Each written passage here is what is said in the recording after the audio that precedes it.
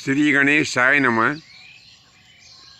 प्रिय बंधुओं, आज एक बात हम बड़े ही पते की कह रहे हैं।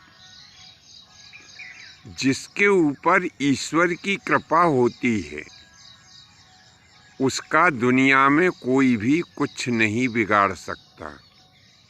चाहे उसके विरोधी कितना भी उपाय कर लें, उसे नुकसान पहुंचाने की कोशिश कर लें, उसे मारने की कोशिश कर लें, कुछ भी कर लें, लेकिन जो व्यक्ति ईश्वर कृपा प्राप्त होता है उसके विरोधी उसका बाल से बांका भी नहीं कर सकते। कहा है कि जाको राखे साइयाँ मार सके ना कोई, और बाल न बांको कर सके जो जग बेरी होय। इसका सीधा सा भावार्थ है कि जिसको भगवान रखना चाहते हैं, जाको राखे साइयाँ, जिसको भगवान रखना चाहते हैं उसे कोई नहीं मार सकता।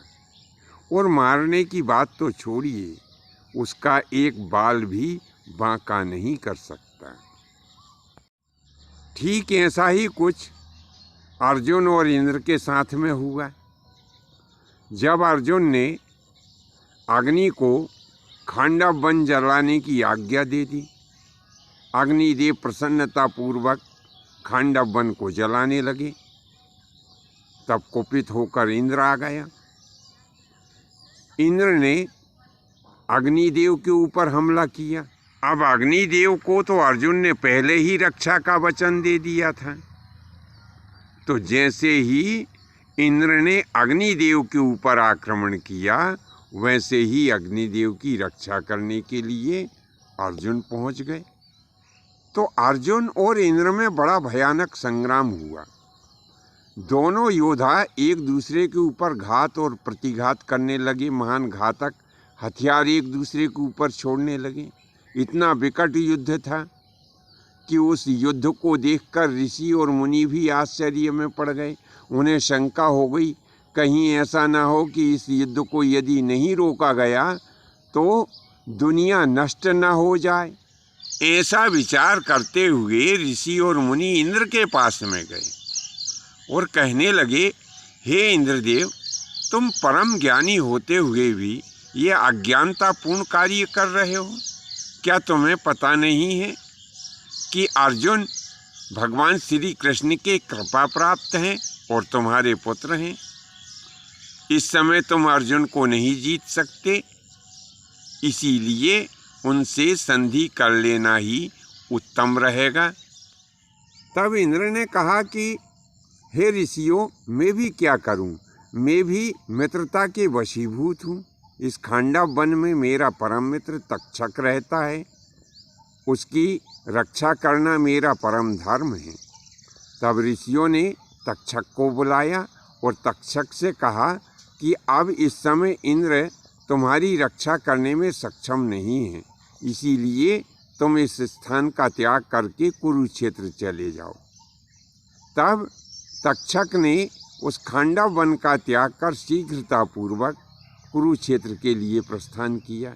लेकिन शीघ्रता में क्या हुआ कि उसका एक पुत्र जो अश्वसेन नाम का नाग था वो वहीं रह गया। अश्वसेन अग्नि की ज्वाला में चारों तरफ से घिर गया। उसके पिता तक्षक स्वयं की प्राण रक्षा के लिए कुरुक्षेत्र चले गए।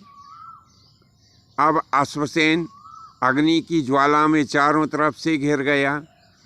तब अश्वसेन ने इंद्र को पुकारा, हे महाराज इंद्र, मेरी रक्षा करें। तब इंद्र ने क्या किया कि अपने बाणों की सहायता से उस अश्वसेन को अग्नि की ज्वाला में से निकाल करके बाहर कर दिया। इसी अश्वसेन नाग के नाम के ऊपर सर्पों की एक जाति अश्वसेन के नाम से भारतवर्ष में विख्यात हुई, जिसे बोलचाल की भाषा में घोड़ा पछाड़ सांप कहा जाता है।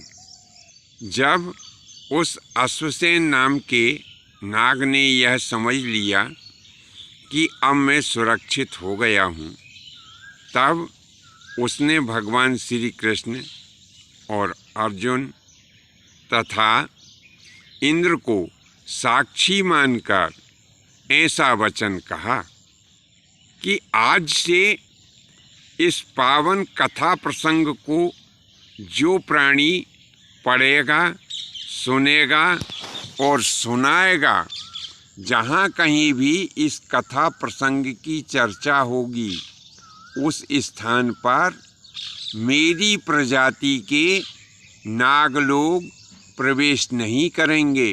जो भी प्राणी प्रातः काल, मध्याह्न काल अथवा सायंकाल में से किसी भी एक समय भी यदि इस पावन कथा प्रसंग का मंगलगान करेंगे, तो उस प्राणी को अश्वसेन नाम के नाग की जो प्रजाति है उसका भय नहीं रहेगा। उसी खांडव वन में एक मय नाम का दानव भी निवास करता था। जब पूरा खांडव वन जल गया तो वह मय नाम का दानव भी भगवान श्री कृष्णचंद्र जी महाराज और अर्जुन की शरण में आ गया। वह आकर के भगवान से प्रार्थना करने लगा कि हे दीनों के पालन करने वाले प्रभु केशव, मैं आपकी शरण में आया हूँ, मेरी रक्षा करो, रक्षा करो, रक्षा करो। तब भगवान श्री कृष्णचंद्र जी महाराज ने उसे अभय प्रदान करते हुए अपने मित्र अर्जुन से कहा कि अर्जुन सुनो, यह दैत्यों के शिल्पी मय नाम के असुर हैं और मैं चाहता हूँ कि तुम इनसे मित्रता स्थापित करो। भगवान श्री कृष्णचंद्र जी महाराज के आग्रह पर अर्जुन ने मय नाम के उस असुर को अपना मित्र बना लिया। वह खांडव नाम का जो वन था वो 15 दिन तक जला और 15 दिन में संपूर्ण खांडव वन जल गया।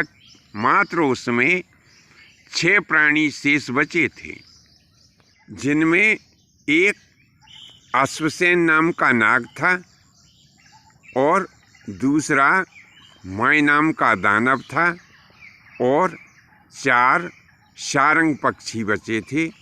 तो यही 6 प्राणी उस संपूर्ण खांडव वन में शेष बचे थे। बंधुओं, आज के लिए बस इतना ही। शेष अगले भाग में। यह कथा प्रसंग आपको कैसा लगा नीचे कमेंट्स बॉक्स में अवश्य लिखें। धन्यवाद। जय माता की, जय परशुराम जी की।